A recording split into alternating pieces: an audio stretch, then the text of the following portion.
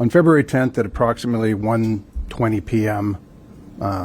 Pacific Standard Time at Tumbler Ridge, RCMP received a report of an active shooter at Tumbler Ridge Secondary School. A police-initiated public alert, PIPA, was issued as officers responded. Police from Tumbler Ridge RCMP and surrounding detachments responded immediately, with members from the local detachment arriving within 2 minutes of the initial call. Upon arrival, there was active gunfire, and as officers approached the school, rounds were fired in their direction. Officers entered the school to locate the threat. Within minutes, an individual confirmed to be the shooter was located deceased, with what appeared to be a self-inflicted gunshot wound. The suspect has been identified as 18-year-old Jesse Van Rootselaar, who is a resident of Tumbler Ridge. 2 firearms, a long gun and a modified handgun, were recovered by responding officers. Determining the origin of these firearms and what role they played in the shootings remains a significant part of the active and ongoing investigation. Multiple victims were located throughout the school, along with approximately 25 individuals with possible injuries. Once it was determined to be safe, officers evacuated over 100 students and faculty to a local community center, while police continued to assess whether any ongoing threats remained. Those with potential injuries were transported to the local medical clinic for triage and assessment, and 2 victims with significant injuries were transported to hospital via air ambulance.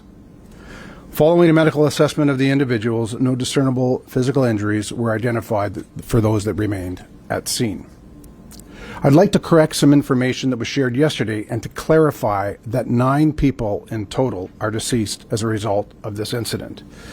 Initially, it was believed that one of the victims, a female with significant injuries, who was transported from the scene by our members and then transitioned to paramedics, had succumbed to her injuries. Police have since confirmed that is not the case. She is alive and was one of the 2 female victims that were airlifted to hospital. Both of those victims remain in serious condition. The deceased victims from the school include an adult female educator, 3 female students, and 2 male students between the ages of 13 and 17. 2 additional victims, an adult female and a male youth, were located deceased in the local residence.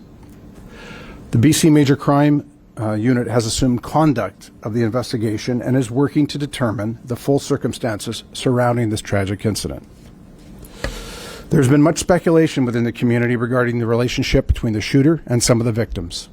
All of that remains part of the active and ongoing investigation. We are not in a position to publicly confirm any specifics at this time. Additional resources have been deployed to Tumbler Ridge to support both the investigation and day-to-day policing operations, which continue with the assistance of our neighboring detachments.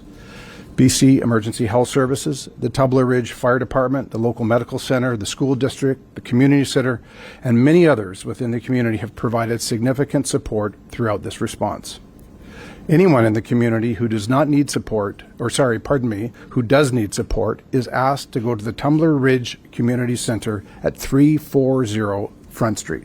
We know the sequence of events now is that the incident at the home occurred first, where we have the 2 deceased family members, and from there our suspect attended the school and commenced their criminal activity there. For the deceased victims, the school included a 39-year-old female educator, 3 12-year-old female students, 2 male students ages 12 and 13, and then the 2 additional victims were a 39-year-old female and an 11-year-old male that were located deceased at the local residence. Police had attended that residence on multiple occasions over the past several years, dealing with concerns of mental health with respect to our suspect.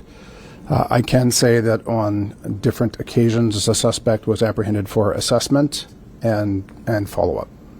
So apprehended under the Mental Health Act? Yes. Police have attended that residence in the past, approximately a couple of years ago, where firearms were seized under the criminal code. I can say that at a later point in time, the lawful owner of those firearms petitioned for those firearms to be returned, and they were.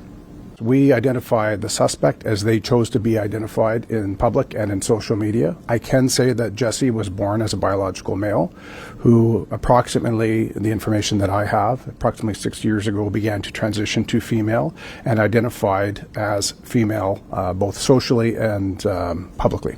It's too early to say whether that has any correlation in this investigation. I think it's important to recognize that this investigation is still in its infancy.